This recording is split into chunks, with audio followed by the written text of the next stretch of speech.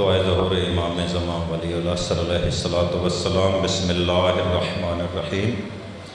اللہم قل ولیک الحجت ابن الحسن علیہ السلام صلواتک علیہ وعلی آبائہ فی ہذہ الساعۃ وفی کل ساعۃ ولیم وحافظا وقائدا وناصرا ودلیلا وعینا حتی تسکنہ ارضک طوعا وتمتعہ فیہا طویلا۔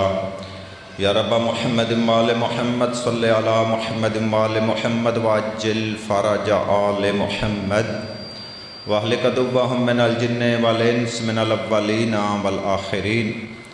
اما بعد بسم اللہ الرحمن الرحیم۔ وَإِنَّ رَبَّكُمْ لَرَؤُوفٌ رَحِيمٌ۔ صلوات بلند۔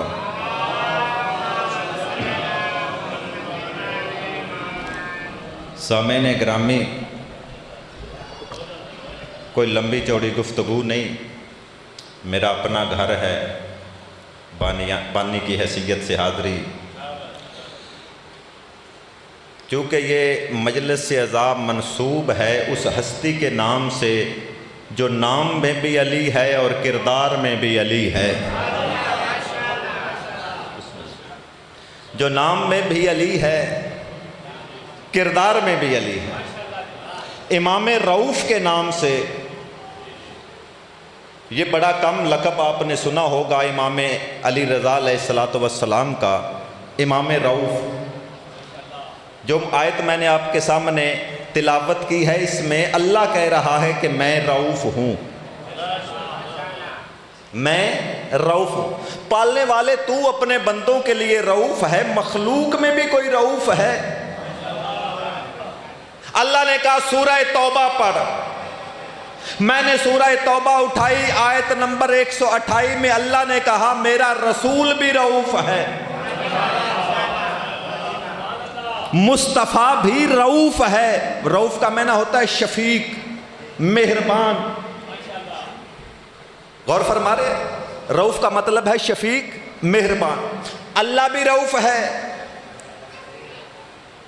رسول بھی رؤوف ہے۔ کلونا محمد، یہ سارے محمد ہیں۔ میں نے کہا پالنے والے اور کوئی؟ کہا تہران میں چلا جا، ایران گیا، وہاں سے میں مشہد گیا، امام رضا کے روضے پہ گیا، کہا وضو کر کے اندر داخل ہو، تمہیں رؤوف کا پتہ چل جائے گا۔ میں اندر داخل ہوا وضو کر کے، میں نے زیارت نامہ اٹھایا، زیارت نامے پہ لکھا ہوا تھا السلام علیکہ یا امام رؤوف، میرا تجھ پہ سلام ہو۔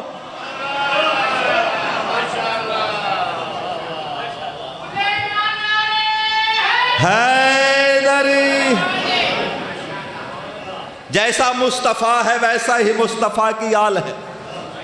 غور فرما رہے، حبیب خراسانی ایک شاعر ہے، ایک تاریخ دان ہے، میرے مذہب سے اس کا تعلق نہیں، اور بڑا مفکر ہے حبیب خراسانی۔ یہ کہتے ہیں کہ جب امام رضا خراسان میں تشریف لائے نا، اس سے 2 دن پہلے، یہ میرے مذہب کا بندہ نہیں ہے، یہ روایت کر رہا ہے کہ 2 دن پہلے میں نے خواب میں دیکھا کہ میں حج پہ گیا ہوں، حج سے میں مدینہ آیا، میں نے دیکھا خواب میں رسول خدا مسجد ابو ذر میں تشریف فرما، اور رسول کے پاس ایک تشت پڑا ہوا ہے، تشت۔ میں نے جا کے رسول کو سلام کیا اور میں نے کہا یا رسول اللہ کچھ عطا کیجئے، تو کائنات کے رسول نے مٹھی بھر کھجوریں مجھے دی۔ جب میں نے گنی تو وہ 18 تھی۔ توجہ کرے آجے، میں موضوع پڑھتا پیا، غور فرما، تو وہ شاید 18 تھی۔ یہ کہتا ہے میں نے خواب میں یہ واقعہ دیکھا، 2 دن گزرے، میں واقعہ شارٹ کر رہا ہوں، 2 دن گزرے، خراسان میں اعلان ہوا کہ امام رضا تشریف لائے ہیں اور مسجد میں تشریف رکھتے ہیں، ہر خاص و عام کے لیے اجازت ہے کہ امام سے ملاقات کر سکتا ہے۔ کہتا ہے کہ میں امام کی ملاقات کے لیے گیا، میں نے مسجد میں دیکھا رسول خدا کے پاس جیسا تشت پڑا ہوا تھا ویسا ہی میرے 8ویں امام کے پاس پڑا ہوا تھا۔ کہتا ہے میں نے کہا مولا کچھ عطا کیجئے۔ امام رضا نے مٹھی بھر کھجوریں مجھے عطا کی، میں نے گنی تو وہ 18 تھی۔ میرے چہرے پہ حیرانی کے آثار نمودار ہوئے۔ امام رضا نے میری طرف دیکھ کے کہا کہ اگر خواب میں میرے نانا نے زیادہ دی ہوتی تو میں زیادہ دیتا۔ سارے حیدری، توجہ ہے نا صاحبان؟ مامون کے دربار میں امام علیہ السلام نے جب ولی عہدی کی بیعت لی لوگوں سے، امام ایسے بیعت نہیں لیتا، امام ایسے بیعت لیتا ہے۔ اور بیعت کا مطلب کیا ہوتا ہے؟ بیچ دینا۔ 5 چیزیں آپ نے اپنے امام کے ہاں بیچ دی ہیں، اپنی جان، مال، عزت، نفس اور اولاد، یہ اپنے امام کو بیچ دیا۔ اور امام نے آپ کو 5 چیزیں عطا کر دی: محشر کی ضمانت، قبر کی ضمانت، جنت کی ضمانت۔ غور فرما رہے ہیں؟ اسی لیے غیر معصوم کی بیعت حرام ہے۔ غور فرما رہے ہیں یا نہیں؟ مامون کے دربار میں یکدم خوشبو آئی، اتنی تیز خوشبو کہ لوگوں کا توجہ کا مرکز بن گئی۔ دیکھا تو ایک بندہ تھا، اس کے پاس سے یہ خوشبو آ رہی۔ غور فرما رہے ہیں؟ امام نے اب دربار میں موجود نہیں ہے، مامون نے لوگوں سے کہا کہ اس کو بلاؤ، یہ اتنی تیز خوشبو عجیب قسم، یہ کہاں سے آ رہی ہے؟ اس کو بلایا گیا، اس نے کہا یہ خوشبو تیرے پاس سے؟ اس نے کہا جی میرے پاس سے۔ اس نے کہا کہاں ہے؟ اس نے ایک رومال نکالا، رومال کے اندر ایک ڈبی تھی، ڈبی کے اندر کچھ بال تھے، 7 بال۔ اس نے کہا یہ رسول خدا کے بال ہیں، یہ نسل در نسل ہمارے پاس آ رہے ہیں، میں اب غریب ہو گیا ہوں، میں یہ بال بیچنا چاہتا ہوں۔ مامون نے کہا کیا قیمت لوگے؟ اس نے کہا 100 دینار کا ایک بال بیچوں گا، یعنی 700 دینار کے 7 بال۔ مامون نے کہا ٹھیک ہے، اسے پیسے دو، بال خرید لو، رسول خدا کے، ہمارے پاس بھی تو کوئی ثبوت ہو کہ ہم رسول کے رشتہ دار ہیں۔ غور فرما رہے؟ پھر اسے خیال ہے، اس نے کہا یہ پہلے پتہ تو کریں کہ بال اصلی ہے یا نہیں۔ اب ان میں سے کوئی بندہ جو ہے وہ یہ ثابت نہیں کر سکتا کہ بال رسول کے ہیں یا نہیں۔ وزیر نے مشورہ دیا جو رسول کا بیٹا ہے اسے بلاؤ۔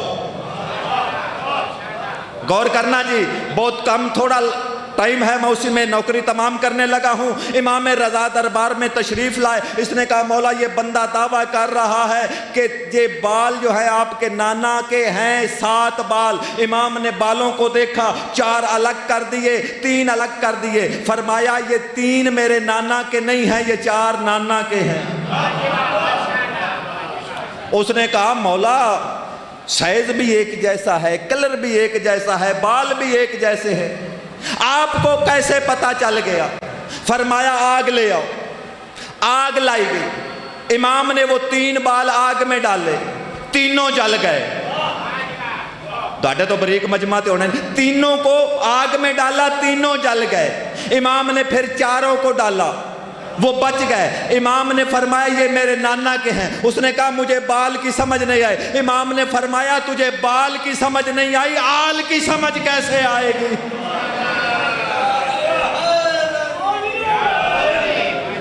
اس آل کو بڑا رلایا ہے مسلمانوں نے۔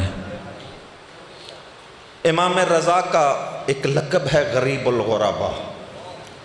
جب بندہ مشہد جاتا ہے نا تو روزہ دیکھتا ہے، سونے کا روزہ۔ العظمت اللہ ایک جملہ پڑھنا ہے، سونے کا روزہ۔ اور جب زیارت پڑھتا ہے السلام علیکہ یا غریب الغربا، مومن کا جگر پھٹ جاتا ہے کہ مولا اتنا روزہ اور غریب الغربا، شاید غیب سے آواز آتی ہو وہ غریب کیوں نہ ہو جس کی بہن ساوا کی پہاڑیوں میں رل کے مر گئی۔ اللہ